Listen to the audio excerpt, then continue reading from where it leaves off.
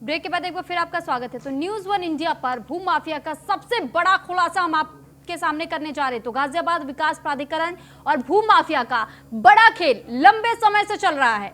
हिंडन डूब क्षेत्र की जमीन पर अवैध रॉयल डायमंड बैंकेट हॉल बना है। जीडीए के अधिकारियों की मिलीभगत से यह अवैध फार्म हाउस को तैयार किया गया है। अवैध बैंकेट हॉल बनाने वाले माफिया पर मेहरबान नजर आ रही है जीडीए। तो इंदिरापुरम अहिंसा खंड 2 हिंडन की रेतीली जमीन पर मौत का अवैध फार्म हाउस तैयार किया गया है। मुरादनगर शमशान घाट घटना के बाद भी अब तक प्रशासन नहीं जागा है और ना ही जीडीए जागा है। तो नियमों का उल्लंघन करके रेतीली और भुरभुरी मिट्टी पर इस बैंकेट हॉल को तैयार किया गया है बनाकर। तो जीडीए की तरफ से ध्वस्तीकरण नोटिस चस्पाकर कार्रवाई के बाद भी फल फूल रहा है यह बैंकेट हॉल। तो नोटिस तो चिपकाया गया लेकिन कोई कार्रवाई नहीं हुई है। मैंने एक शिकायत दी थी।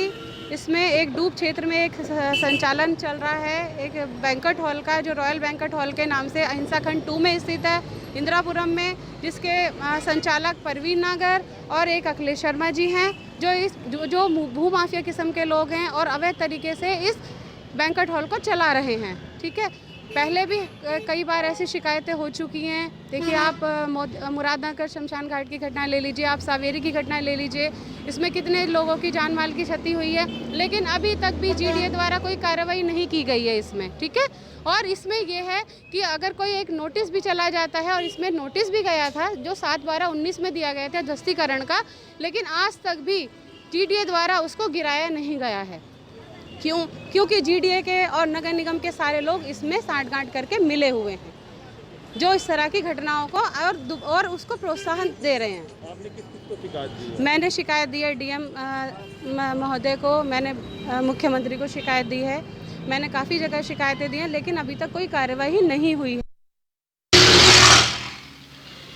तो अभी आपने अधिवक्ता का बयान भी सुना कि बार बार शिकायतें की जा रही है, डीएम को भी पत्र लिखा जा रहा है, लेकिन किसी के तरफ से भी कोई कार्रवाई नहीं की गई है। तो अवैध रॉयल डायमंड बैंकेट हॉल में शादी पार्टी करने वाले लोग तो जा ही रहे हैं, लेकिन उन्हें सावधान होने की जरूरत है। तो इस पर अधिक जानकारी के लिए न्यूज रूम से ब्यूरो चीफ निशांत शर्मा हमारे साथ लाइव जुड़ चुके हैं। निशांत, आपसे जानकारी चाहेंगे कि इस बैंकेट हॉल को जो तैयार किया गया है, यहाँ पे लोगों का आवाजाही तो देखी जा रही है, लेकिन कितनी सावधानी बरतने की उन्हें जरूरत है?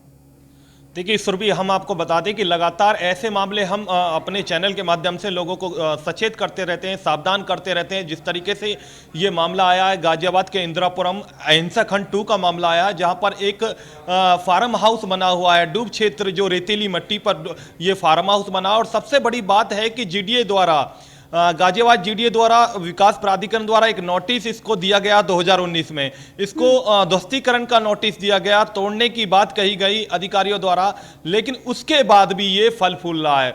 सबसे बड़ी बात यह है कि गाजियाबाद में ही अभी कुछ दिन पहले शमशान घाट का हादसा हुआ, जिसके बाद अधिकारी जागे, सीएम योगी ने फटकार लगाई। उससे पहले सावेरी वाली घटना हुई, घटना में तमाम तरीके से अधिकारियों को तलब किया गया, तमाम माफियाओं को बिल्डरों को जेल भेजा गया।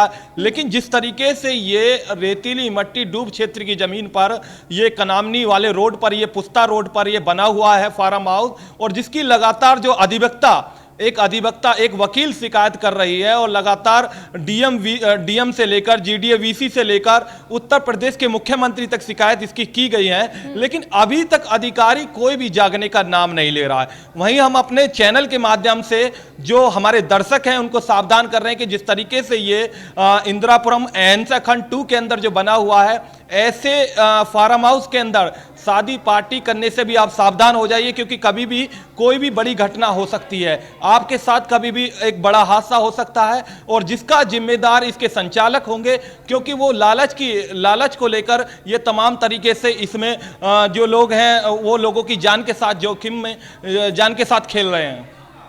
ठीक है निशांत, अब हमारे साथ बने रहिएगा। सोनिया इस वक्त हमारे साथ शिकायतकर्ता जुड़ चुकी हैं, आपसे ही जानना चाहेंगे सोनिया जी कि जिस तरीके की ये जो घटना बताई जा रही है कि आपने बहुत बार अब तक शिकायत पत्र दाखिल किया है, अधिवक्ता होते हुए आपकी शिकायत भी नहीं सुनी जा रही, अगर ऐसे में कोई बड़ी अनहोनी हो जाती, कई लोगों की जानें चली जाएंगी, क्या उसके बाद से प्रशासन की आंखें खुलेंगी? मैडम देखिए, मैं सोनिया बात कर रही हूँ। अधिवक्ता होने के साथ साथ में एक सामाजिक कार्यकर्ता भी हूँ। और मैंने आपके ये एप्लीकेशन दिया, मैंने डीएम साहब को दिया है, मैंने मुख्यमंत्री साहब तक को ये एप्लीकेशन दिए हैं, लेकिन फिलहाल कुछ भी नहीं हो पा रहा है। ठीक है, मैंने कई जगह शिकायत कर चुकी हूँ। जैसे मैंने ये भी कहा था कि भाई जिस तरह से शमशान में घटना हुई, वहाँ पे लेंटर गिरा, ये हुआ वो हुआ, इतने सारे लोग मरे हैं, क्या क्या हुआ है, लेकिन इस बार भी कुछ कार्रवाई नहीं हो रही है। और इस पर क्या आपसे यही जानना चाह रहे हैं कि अभी आपने बताया कि आपने शिकायत तो कई बार दाखिल की है, लेकिन कोई कार्रवाई, कोई सुनवाई नहीं हो रही है, तो क्या आपको ऐसा लगता है कि इसमें मिलीभगत हो सकती है? हाँ, क्योंकि अधिकारी भी तो सोते हुए नजर आ रहे हैं। ये सब जी भाई, जब तक अधिकारियों की मिली भगत नहीं होगी, देखिए 2019 में इसको ध्वस्तीकरण का नोटिस दिया गया था।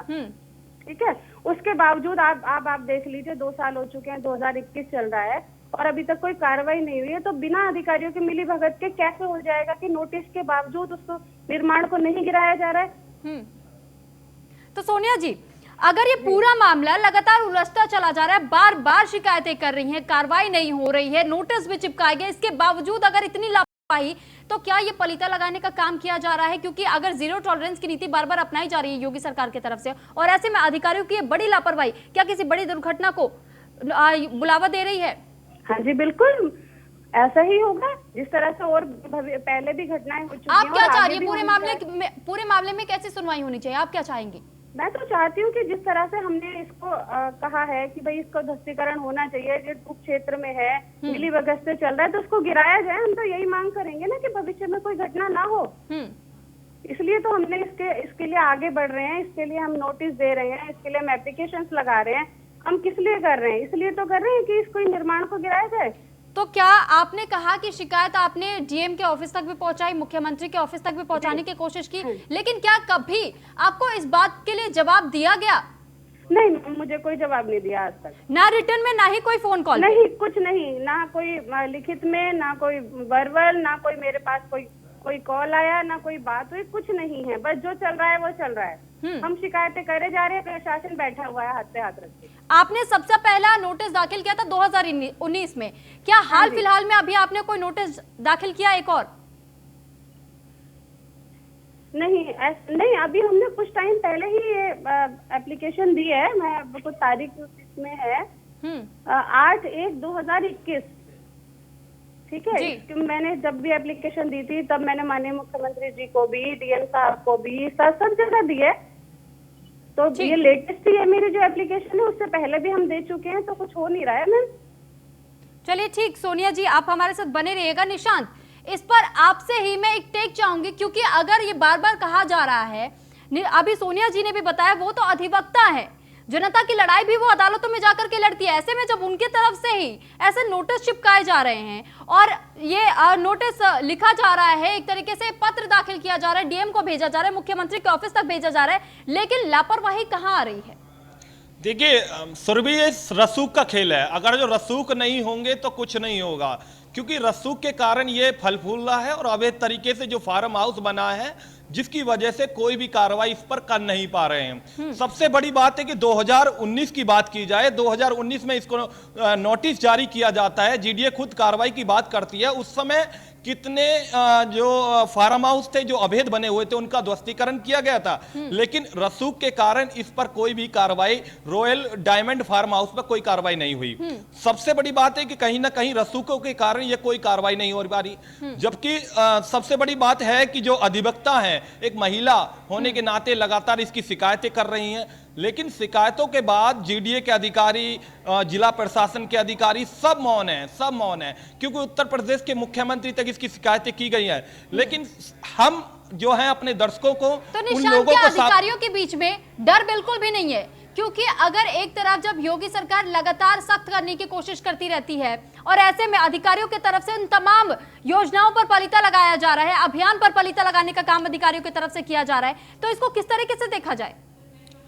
देखिए, कहीं ना कहीं ये अधिकारी जो हैं वो लोगों की जान के साथ भी खेलने का काम कर रहे हैं, क्योंकि जिस तरीके से एक अवैध फार्म हाउस बना हुआ और अब से पहले शमशान घाट की घटना को लोग भुला नहीं पाए, क्योंकि 25 लगातार मौतें होना एक बड़ी बात थी। पूरे देश में कोहराम मच चुका था जिला गाजियाबाद के अंदर, और जिसके बाद अभी भी यह अवैध फार्म हाउस बना हुआ है, रेतीली मिट्टी पर बना हुआ है, और जबकि शिकायतकर्ता खुद अपनी शिकायत में लगातार दर्शा रही है। और उसके बाद आप देखिए, जब एक पार्टी होती है उसके अंदर हजारों लोग, हजारों की संख्या में लोग मौजूद होते हैं, और जब अगर जो कोई हादसा हो जाता है तो उसका जिम्मेदार कौन होगा, क्योंकि लगातार जो है एक शिकायतकर्ता भी लगातार चलिए, शिकायत ठीक। दे रहा है। ठीक, बहुत शुक्रिया निशांत आपका, और सोनिया वर्मा जी आपका भी बहुत शुक्रिया हमारे साथ जुड़ने के लिए, अपनी बात को रखने के लिए। तो अवैध तरीके से एक फार्म हाउस को तैयार किया गया और न्योता दिया जा रहा है ताकि दुर्घटना हो, लोगों की जब जाने जाए तब प्रशासन की नींद खुले। तो ये कितनी बड़ी लापरवाही हो सकती है, आप इससे खुद अंदाजा लगा सकते हैं। फिलहाल उत्तर प्रदेश विशेष में इतना ही। आप बने रहिए न्यूज़ 1 इंडिया के साथ। नमस्कार।